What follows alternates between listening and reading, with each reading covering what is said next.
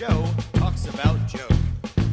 And now, your host, Joe Slepsky. Hello again, everybody, and welcome back to Joe on Joe. It is me, your host, Joe Slepsky, and we're back this week for the final look at the 1986 Battle Action Force Annual. I hope you've enjoyed these last few weeks as we've combed through this, looking at all the G.I. Joe content. Today, we are covering Snake Hunt, the Snake Eyes, I put that in quotes, solo story. It's a lot of fun. It's different. It's different than the Snake Eyes I know, but it's great. Just like we've talked before, this is like looking in an alternate universe of these characters that I think we all know pretty well. So it's really refreshing in that regard. I've really loved the feedback I've gotten from you, gang. Newcomers, if you're new to the show, welcome aboard. This is the show where I've covered every episode of the G.I. Joe Sunbow show and the DIC stuff, and we even did Extreme. And we've covered all the issues of the G.I. Joe Real American Hero comic book. Shows designed to watch along and or read along with. So pull out your books, hit play on your DVD player, or call up YouTube, and turn on an episode of Joe on Joe. That is literally what the show is designed for. We're not talking like new release stuff or, current events. That's the word I was looking for. We're not talking current events. But I will say, I got Chuckles in the mail this week, and he's awesome. And then I placed my my order today, my pre-order for Mutt and Metalhead. And if you guys listened to the DIC stuff, you know I am not a fan of Metalhead as a character. I think he was a albatross on an already sinking show, the DIC era. But that character, that toy looks great. And he does fall in that realm of crazy stupid that I do like about G.I. Joe now as an adult. As a kid, I didn't really like it that much. Which made, when they announced Raptor is going to be a member of the G.I. Joe Classified, that made my week. I'm so excited to get a Raptor Classified figure. I'm sure his wings will be some kind of, I guess, what is it, vinyl or plastic or whatever. But it would be amazing if they were actually feathered or cloth in some manner, I'm sure they'll be vinyl like they did when instead of doing Dusty's cloth helmet, he had a vinyl thing. So I'm sure that'll be the case. But man, when they announced Raptor last week, that was awesome. So thank you for joining aboard. Thank you all for listening. Thank you for saying hi on Facebook, Twitter, and Instagram at Joe on Joe Pod. You've also sent me emails to joeandjoepod@gmail.com, and you've also helped support the show by joining our Patreon, patreon.com/joeandjoepod. You can donate $1 a month. You can donate $3 a month. You can donate whatever you want a month. But it helps keep all the old episodes available for all these newcomers to come in and listen to it. Been doing this for 8 years, and we've got over 350 episodes, I believe, that are available or close to that. So, if there's an old episode of the cartoon and you want to watch it with me in your ear, that's, first of all, that's your, that's your fault. I can't take responsibility for that. I am not responsible for that. However, if you do want to do that, you can. So, check that out. And, you also need to be checking out our great sponsors, which are the Movies in a Meal podcast. In the beginning of time, the smallest organism gained sentience and thought to itself, I really need a good meal. Then, a bunch of other stuff happened, and finally the Lumiere brothers started showing movies in France. This was all the inspiration that fellow broadcasters Brad, Keith, and Ben needed to combine these two primal needs into the Movies in a Meal podcast. The Movies in a Meal is one of the most casual and relaxing film talk podcasts you could ever listen to. These three friends enjoy a good meal together while talking all about the movies. And not just reviews. They do favorite lists, comparison discussions, genre talks, anything and everything that you can think of. They've even broken their solemn promise inherent in the name and branched out into TV talk. So I love the variety of films they bring to the table. They cover new releases, classics, cult films, often in one episode. It's really a delight to listen to, and it has something for every movie fan out there to enjoy. So if you're looking to grow your podcast library, if you eat meals, and if you've ever seen a movie, then you should give Ben, Keith, and Brad a listen and subscribe to the Movies in a Meal podcast. They've been a great sponsor to this show. I love the Movies in a Meal podcast, and I'd like all of you to love them too. I've said this before. I love podcasts about movies. It's Halloween month, and so a lot of these movie podcasts are doing Halloween stuff. I love it. I love a good movie podcast. I don't know what it is about the discussion of it, because they're usually long form discussions. A lot of times they're as long as sometimes the movie themselves. There's some that I listen to. So if you feel the same way, check out our great sponsors, the Movies in a Meal podcast. They're really great. They've been supporting the show for a long time now, and I appreciate them every time. Cool. There was also a tremendous video by Word Burglar that dropped last week, using G.I. Joe as the source. And I want to get Word Burglar on the show. I've been very busy in my personal life, so I haven't had a chance to reach out to him yet. But that's something that I want to do, because this video, we retweeted it on YouTube. Look up Word Burglar on YouTube, or on YouTube and Twitter. Really, we tweeted it on Twitter. You'll see what we're talking about. It's a really fun video. It's talking about G.I. Joe, but not using G.I. Joe. It's renaming them, talking about the action heroes of how we collected them when we were young. And it's brilliant and smart and funny, and it's everything that I love doing with this show. That same style of like, let's have fun with it, and let's make some laughs. So kudos to Word Burglar. It's really great. Check that out. Please do. So this week we're talking about Snake Hunt. This is the third adventure in this 1986 Battle Action Force annual. This is the big yellow cover one with Cobra Commander, Destro, Baroness, Duke, and Scarlet on the cover. Snake Hunt is a duotone, so it's red. It's printed in red and black and white. So I guess it's monotone would be just black and white. Yeah. So it's got the only coloring in this is red. I think it works well for it. I think it's what. So when I said like it's not my Snake Eyes, because it's Snake Eyes on a team of nameless. They're Action Force guys, but when I think G.I. Joe, there's really no nameless guys. There's green shirts, but they really don't factor in. Anyone that speaks is usually a character. Not in this case. It is Snake Eyes with a plane load of nameless, faceless G.I. Joe characters that actually look exactly the same. There are there's 4 of them that are drawn exactly the same facially, and then there's one guy who has a different nose. Strangely, speaking of drawing, every issue for this, we've not known who the artists were. And this is different, because on the second page, it is signed by a guy named John Cooper. So John Cooper drew this. And I will say this, except for the fact that those 3 or 4 dudes all actually visually look exactly the same. He did a great job. And some of this art style is reminiscent of some of these other stories in this book. So I have a feeling John Cooper did more of these. So John Cooper, kudos. I do like what you did here. And he does give Snake Eyes something that we never got in any other version of Snake Eyes that I've ever really seen drawn, is that he makes his visor clear. It's a see-through visor. It's Snake Eyes V1, so he's that commando look, and he does an admirable job of capturing that look. He's got the ringed collar, he's got the dual web gear suspenders and stuff. But whenever in all the photos, you can see Snake Eyes' eyes. You can see through his lens. You see the bridge of his nose. So he's drawing Snake Eyes without the sunglass lens in it, I guess. Which it strangely gives a different vibe to him. It makes it feel like he's a man trapped in that suit. And I think that's cool. I that's not a bad thing.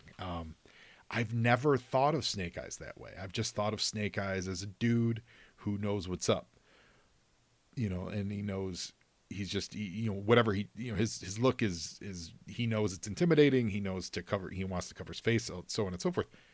But when you see it with a guy where you could see his face, he feels like a Man in the Iron Mask situation. Ironic because Destro's in here, but it's like he's trapped in the suit and he can't get out, and that adds this level of humanity to it, which I was not ready for when I read this. And it's a very subtle thing. I don't know if that was the intent. I don't know if it was just a mistranslation or just a translation of what John Cooper thought Snake Eyes looked like. Obviously, he had seen, well, by '86. Obviously, the Snake Eyes had been in the cartoon. He already had his, he had his V2 look out already. So I don't know exactly when this was drawn, but it's pretty interesting. If you could find this story, pick it up and see what I'm talking about. I'll probably snap some photos of this specifically to get this point across on our Instagram. So check that out.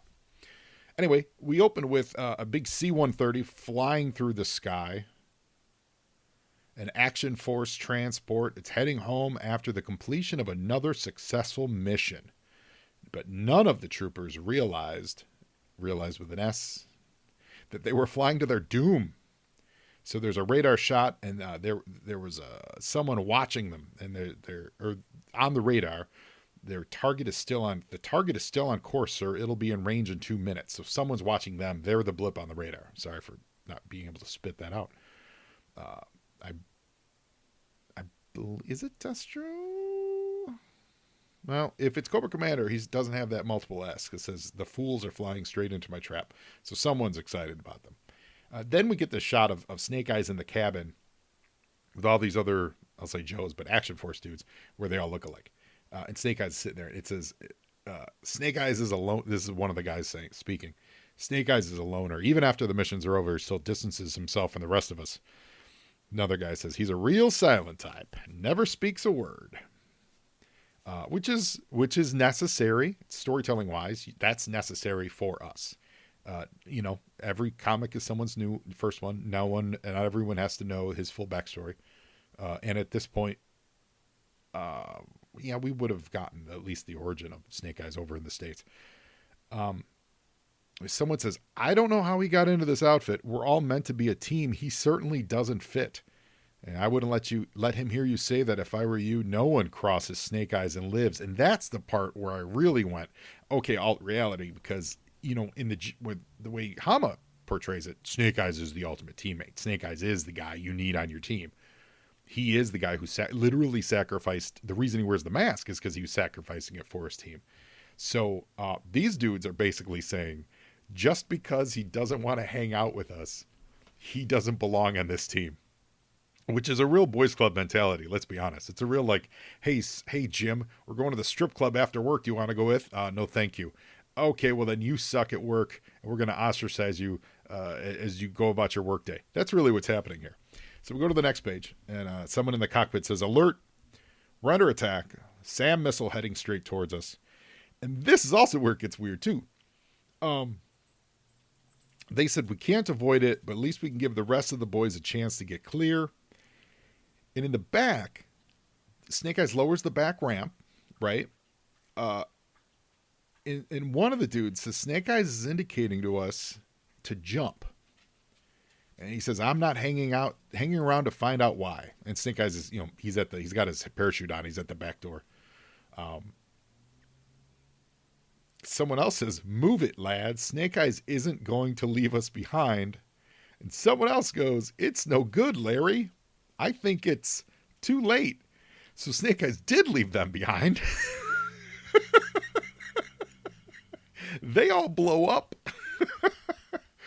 And it says no one had escaped the destruction except for Snake Eyes. And he's in a parachute and he's parachuting down. So it's just so weird. From the start, they're like, I don't like that Snake Eyes guy. And he's like, hey guys, we should all jump. And then they go, well, he'd never leave us be. And they die. So that's great. By the way, I'm enjoying the rendering. It's very old school. It's kind of, it's got like classic Marvel, classic, like How to Draw Comics the Marvel way rendering, which I believe that was John Buscema, if that makes sense.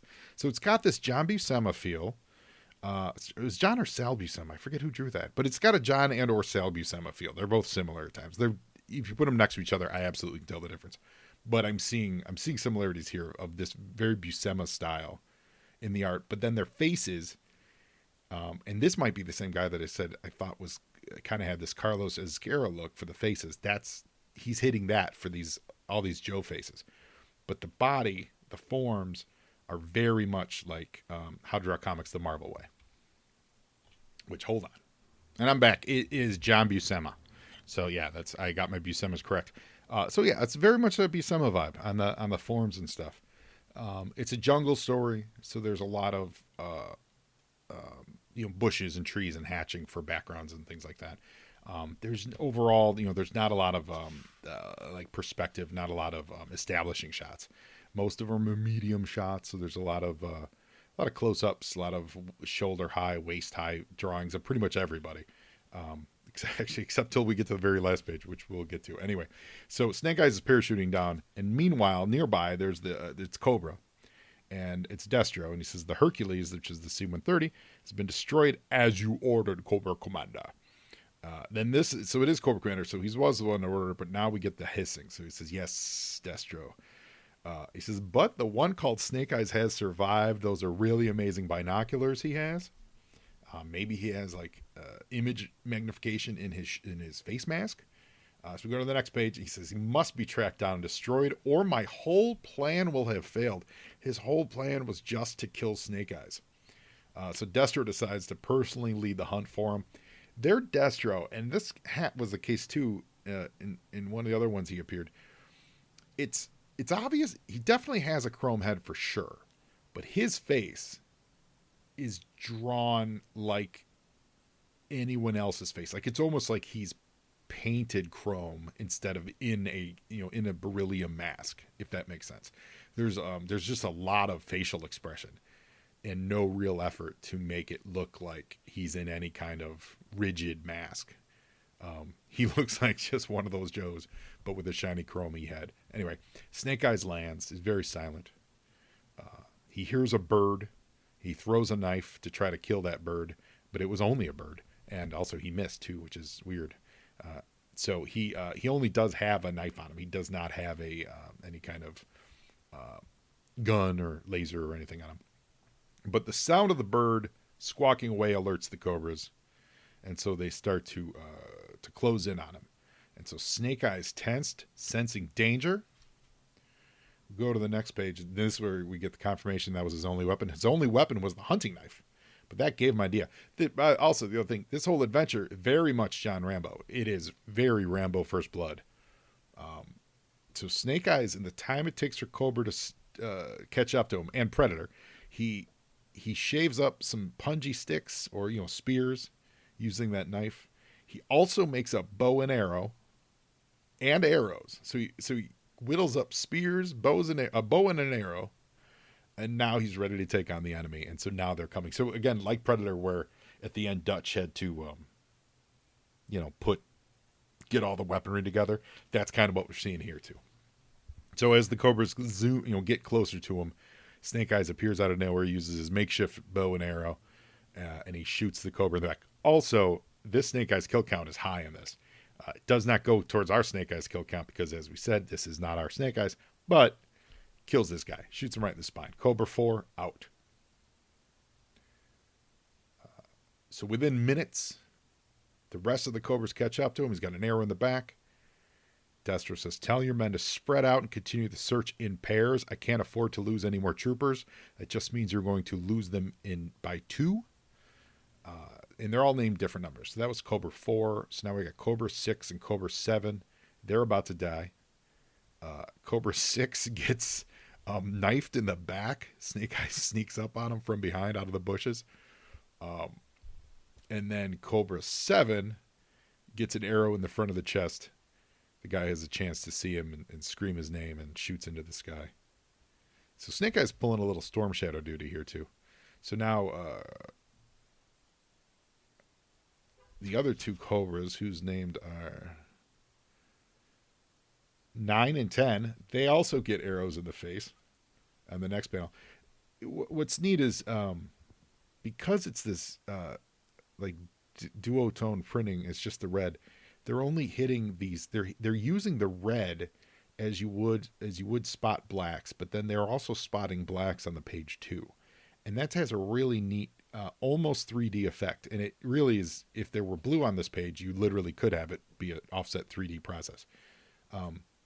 So in places where you would, like on Snake Eyes' body, where you would hatch it and then do a spot some blacks on his uniform to make it dark and whatever, they're hatching it and then they're using the red ink, like this red ink wash over it. It gives the whole thing a very much like a pen and ink style feel to it, and literally like pen and ink, not like quill pen, like an actual, you took like a red pen you'd use for work, black pen you'd use for work, and you drew this all, and you use the red to color it in. It's neat. And then because of all the backgrounds are all bushes and trees and stuff, that just adds to this hatching effect. So in each panel they're making choices to choose where to apply that red and where to apply the bushes. It's not just like if you were doing a full coloring job, you would have to color the water and you'd have to color the land a certain color and the sky would be a certain color and so on. This is spotting those reds to make the most of the page. And when you get to the some of the, I guess, hard real objects like their belts are full red, and then a lot of the shading is like pink, so it's a lighter tone.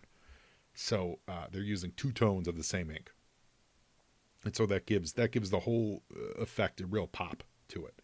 So Snake Eyes' collar will be deep red, but then all the highlights on his uniform would be this light pink look. So very solid, nice. I like it. We've now killed 5 people. So we've killed Cobra 4, 6, 7, 9, and 10. So yeah, Snake Eyes has killed 5 people. And then Destro says, it's finally time we flushed our friend out of hiding. It's about time. So they use a flare, and this time, though, it's to light the grass on fire. So all that hatching we were talking about gets lit on fire. And this is where it first popped in my head of, very Predator-esque. Snake Eyes has to jump in the water to avoid the fire. Remember when Dutch had to do that to avoid some of the Predator stuff. I think Rambo jumped in the water, too, to avoid some stuff. So Snake Eyes is now hiding in the reeds. And we've got Cobra, do we have 5 and 8 now getting murdered. He pops out of the reed, throws that knife, gets the guy in the chest, and then he throws one of those spears, and he spears the other Cobra right in the spine. That's 7 men he's murdered. And it's now Destro and Cobra 3. I dig that they were naming all of these. How they would all keep track of who's who and who's what with all these masks on, I don't know. That's a problem for them to deal with. But I don't know how I would do it. So now, as Destro's literally talking to Cobra 3. Oh, no, actually, I'm sorry. He thought it was him. Destro thought it was him, this Cobra next to him, and Cobra 3. And then they turned around and Cobra 3 already has an arrow in his chest. And then the other the Cobra officer is the one who gets another arrow in the chest. So Snake Eyes just disposing people with arrows through the heart. So that's 9 Cobras. No, 10 Cobras. Because it was a Cobra 10. Yeah. Snake Eyes killed everyone. Destro here. Yeah, he definitely looks like a cranky old 70s like neighbor in this drawing. It's very not metallic. He yells Snake Eyes. So Snake Eyes and Destro are going to go at it. I shall kill you myself and take your head back as a trophy to show Cobra Commander. That's what we're dealing with here. He's shooting at Snake Eyes. He can't reach him. Snake Eyes punches him in the face, and he throws him in the ever-present threat of the 1980s, quicksand. Ladies and gentlemen, the biggest danger to our youth, quicksand. Remember that? Look out for it. Destro ends up in quicksand, and Snake Eyes leaves him to die. Destro's screaming, "Don't go, save me, come back," and he sinks into the quicksand. Snake Eyes is off on his own. But then hours later, which is insane, Destro survived under quicksand hours later, and Cobra Commander has found him, and Destro says, "It is fortunate that I am more machine than man," which is wild. I don't know, how is he more machine than man? Is that that must be an Action Force thing, obviously. I don't know what that means. Again, this is, you know, we're dealing with we're coming in late to a lot of this Action Force stuff. How is he a machine? He obviously can survive underwater for literal hours. He says anyone else would have died down there. And then Cobra Commander is kicking during. This is one of the few full panel shots, and the proportions are really off to fit Cobra Commander's leg kicking in this panel. I wish they hadn't done it. I wish they had figured out a different way because it looks real silly. But he says, calls him a fool. You allowed Snake Eyes to escape. Perhaps it would have been better if you had sunk to your doom. So yeah, I mean, it's Snake Eyes as John Rambo, and that's it, everybody. It is Snake Eyes as John Rambo. And I like it. I want more of that. It does, again, highlight the inherent problems with having your narrator or your main character be silent in a comic book. There's only so much you can do without having to rely a ton on other people telling you what's happening. But it was great. It was a lot of fun. I'm always here for a good Snake Eyes adventure. The rest of this annual is rounded out with more war stories, as we've discussed earlier. It's got some more... blueprints, G.I. Joe blueprints. They've got Zartan's Swamp Skier. They have something called Silent Attack, which is, to my knowledge, not an American G.I. Joe product. It looks a little bit like it would have been. It's a canoe, like a safety canoe. It's got Recondo with it, and by the way, in this version, Recondo's from Melbourne, Australia. But it's got a canoe kind of like Stalker's canoe. But it's not. It's a different looking canoe. So they must have, I bet you they repurposed this from some other toy line. It does not look like anything I've seen for the Joes. Then they've got a Fang helicopter. And in the Cobra logo, check out the Cobra logo for it. They use a different one. They use like the word Cobra in like a circle and then an actual like snake drawn coiling around that word. It's pretty neat. Then they've got for the flying submarine, which is the shark, but they don't call it the shark. Then we've got the Cobra Claw, which was in the last adventure. And there you go. I mean, there's just more and more Army Adventures. So if you like Army Adventures, this is a nice little book for it. And if you love the G.I. Joe, this is a great little, alt universe take on it. So I really dig it. I'm glad you guys are coming along. I got more Action Force here, so we're going to do some more Action Force next week. I'm not exactly sure which one. I did order one off eBay, another one that I don't have yet, but if that doesn't arrive soon, I've got some of the later ones. So I'll try to do the older ones first and then hit the later ones, but we'll see if that shows up in time for next week's episode. So please come back next week and we'll get more Action Force action. And now you know more about Action Force, and Joeing is half the battle.